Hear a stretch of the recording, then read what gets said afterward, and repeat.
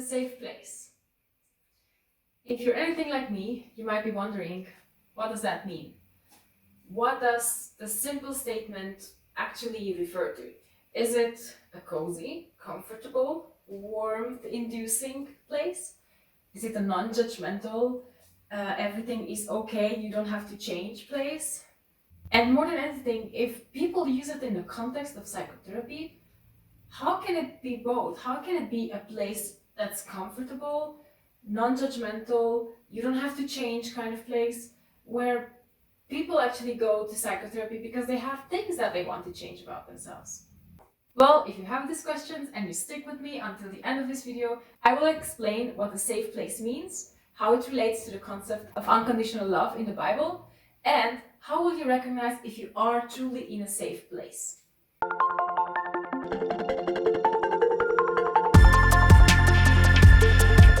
Hi, and welcome back to Voice Calling Out. And if you're new around here, a very special welcome to you. My name is Julia Houdmeijer. I'm a theologian and a psychologist. I'm living in Switzerland, and my passion is to help people find healing in their lives, no matter how that might look like.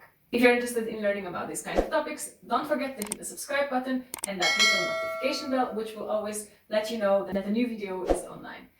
And enjoy! So what is a safe place?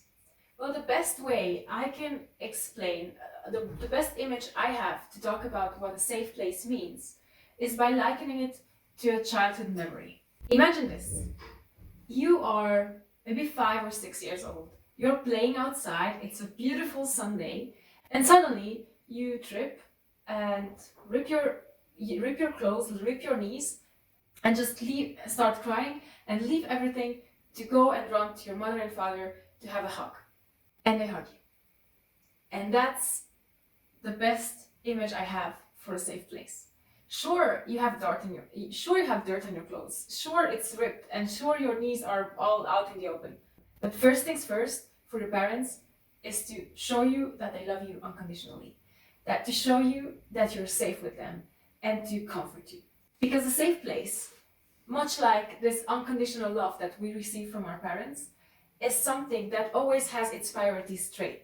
First, you, your soul, your emotions, whatever is happening inside of you, it's priority. So for me, that's kind of the best image that I could come up with to explain how a safe place feels like. In short, a safe place is a place where you can come wounded, exactly as you are. You don't need to explain yourself. You don't need to act not wounded. You will be seen for wherever you are and whoever you are, and no matter your wounds. This is why a safe place, more than anything else, is a relationship, is a way that we relate to each other. It's what happens besides the words and besides the actions that we share with each other. And just like a relationship is not first and foremost defined by a set of rules that we must act in order to be in a relationship, but by what's happening in our hearts towards each other. Just like that, a safe place is not what we say or don't say. It's the relationship offer. It's offering that no matter who you are, no matter how you are doing, and no matter how much you might be also wounding me with your wounds, I will accept you. And at the same time, it will be a place that has enough care and enough love to you so that all the things that hurt you, for example, a ripped knee, will be important enough to be also taken into consideration. So this is how it's a place that both accepts and heals you. In a safe place, you're offered a place to heal. And in therapy, just like in the Bible, it is so important to be able to have these two things tightly knit together. With first things first, love, acceptance, positive regard, and safety for you to be who you are. And second thing second, to have a diagnosis. A good therapist will never not diagnose you if you have something that is diagnosable. Because a good therapist accepts you for who you are and also wants you to be healed. And in the Bible, we have the image of God as a parent who loves his children and who loves them enough to care about all of the things that harm them and hurt them. So basically, if a safe place is the hug of your parents, then in that hug, you will experience not only that you're fully loved and fully accepted as you are, but also a sort of judgment, and stick with me here, a sort of judgment over the things that are harming you. Obviously, this is not how it is said, but whenever we decide that something is good and something is bad, we are judging. And the judgment that happens in a safe place or in a hug is that you are good, but your injury is bad. So we are going to make sure that you know that you're good and that you are worthy of all the love that you're receiving. And when you've had that, we are going to take care of that injury because it's bad to let it sit.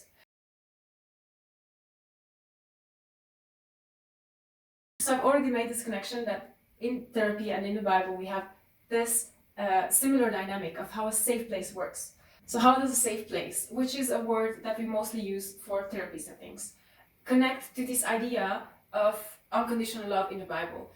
Well, they both have the same basic dynamics, the same unconditionality of the positive regard, as we say in therapy, or love, as you read in the Bible, that you are good and you are worthy of being taken care of and loved and healed. And at the same time, this unconditional love and this safe place also wants you to know about the things that harm you, which, let's say in a mental health setting, would be whatever disorder that we're talking about, or whatever dysfunctional ways of relating that we're talking about. And in the Bible, it's put under this collective term of sin. So it's sort of like hate the sin, love the sinner sort of situation. And actually, Carl Rogers, one of the founding fathers of humanistic psychology and client-centered psychotherapy, was the first one who started studying the way psychotherapy works and the way psychotherapy brings about this positive change and healing in the people. And he was the first who actually studied it, but also the first who realized that the biggest thing that is conducive to positive change in therapy is this unconditional positive regard and empathy that clients or patients receive from their therapist. And you know where he got his inspiration from? From the Bible. What Carl Rogers realized was that there was this crazy paradox between feeling completely accepted as we are, no questions asked, kind of like being stamped on our forehead, loved with everything. How this acceptance is actually what we need in order to want to change towards the better. And this is how a safe place, a truly safe place, is not something that is only coziness and comfort and non-judgment. There is judgment involved, but not the way that we usually think about judgment. There is a judgment involved saying that mental disorders, not okay. We want you to heal from that. You are okay. Your disorders, not so much.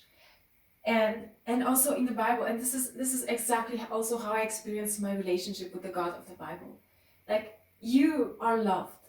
You can come to me however you are. There is no question of how much I love you, says God in the relationship, based on the things that you are doing, on the things that you're thinking, on the things that you're talking about. There is, however, judgment on the sin, which is so many times likened to the image of a sickness in the Bible. That is bad. It's bad for you, it's bad for others, and it sometimes causes bad things through you to others and through others to you. So we don't want that. So how do you know if you truly are in a safe place, and how do you recognize a safe person? Well, first and foremost, you will recognize by this inner feeling that you get, that you actually feel that you accept the messy parts of yourselves. Because somehow the acceptance of these people will spill over to you, and you will start realizing that, yes, you can also accept yourself with that. And interestingly, you will start feeling an inner desire to change towards the better, to overcome one or the other dysfunctional behaviors that you might have picked up along your way, to start working on certain behaviors that are hurtful to you and to others. And you won't feel that you will be doing that in order for others to love you.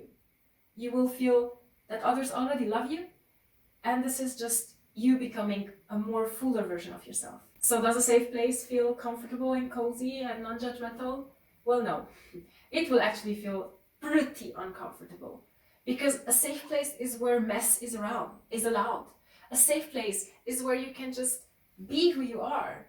And you know what happens when you are who you are? So it's not comfortable and it's not cozy, but it is safe. And by safe, I mean you can trust. You can trust that in this relationship and in this process, you will still not lose the right to be loved as you are. And I think that is what truly makes safe a safe person and a safe place. Not that they don't tell you when something bothers them about you, but that you know that even if something bothers them about you, they still love you.